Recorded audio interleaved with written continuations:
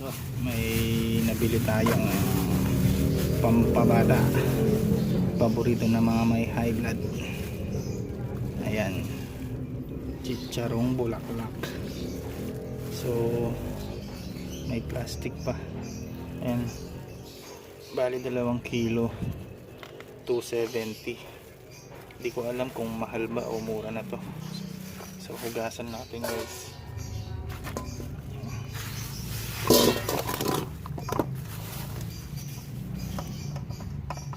Hugasan lang ng mabuti.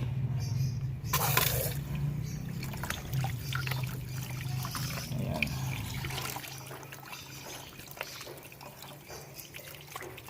Maya maya papakuluan natin to ang 1 oras. Asin at tanglad lang ang kailangan.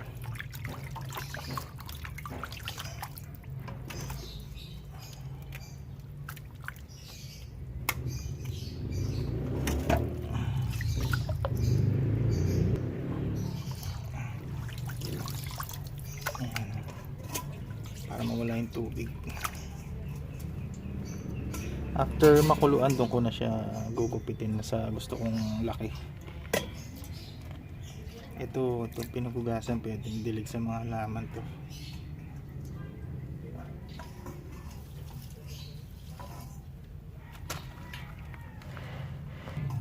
So bali 2 beses ko siyang hinugasan. Yan, ipapasok ko na sa loob. Papakuluan ng 1 oras. Hihiwain sa gusto ng or sa gusto mong laki. Yan, tapos yan, mamaya papakita ko. 2 kutsara ng asin.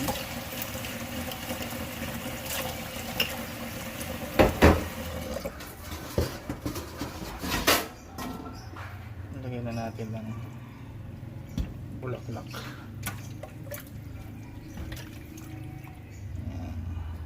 Tamang tama lang yung tubig.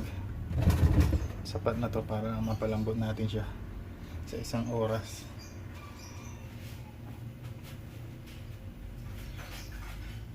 Lagay na rin ng tanglad o lemongrass. Pakuluan na natin. So ayan na siya guys. Ayan, papakuluan natin yan ng 1 oras.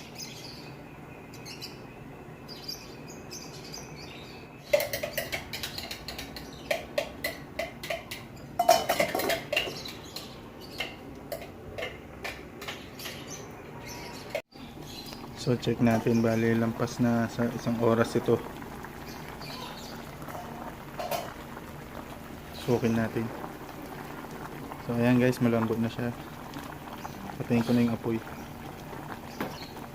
Bali papalamigin natin siya ng 1 oras.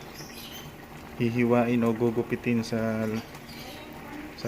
gusto nating laki. Tapos ipiprito natin siya ng 2 beses. Ayan.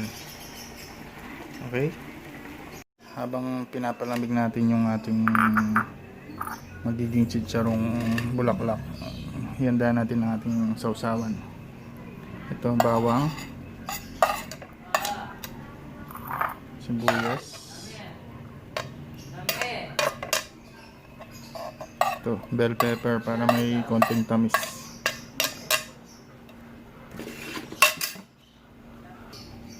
suka, kahit anong suka na meron kayo, ito pwede yan, paminta, asin, yan, timplahan lang ng asin, yan, konti lang, at ang sili. Yan, hindi ko na muna siya iiwain para makain din ng mga bata. Yan, dagdagan na lang ho kung kulang. So hiwain na natin siya.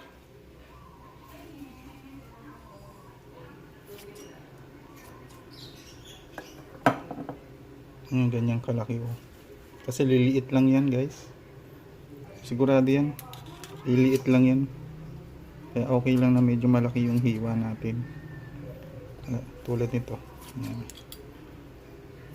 Ayan, okay na to. Ganyang kalaki.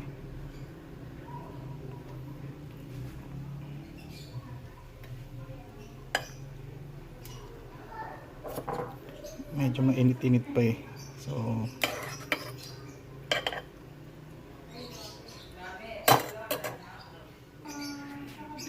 yan na. Pipirituhin po natin yan ng 2 beses. Sa mahinang apoy guys, ito yung unang prito. 2 beses na natin siyang ipiprito para makuha natin yung tamang lutong na gusto natin. So wala siyang ano dito. Wala pa siyang ingay talaga dito. Pero mag-ingat pa rin guys, tumatalsik yan.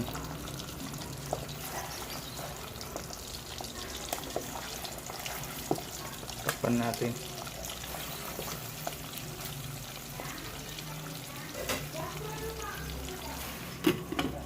Ayan.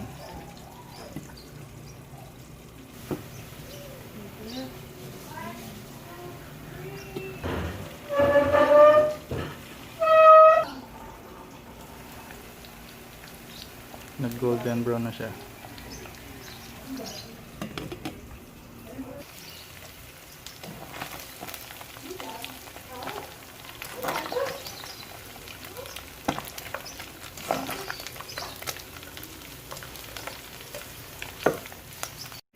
Ito sila guys, sa unang prito, ganyan ang itsura nila. Ayan, pipirituhin pa natin 1 beses yan, papalamigin muna natin. Okay? Ito po yung ikalawang pagpiprito, ganyan lang. Mabilis ang pagpiprito, ngunit mas mainit na mantika. Okay?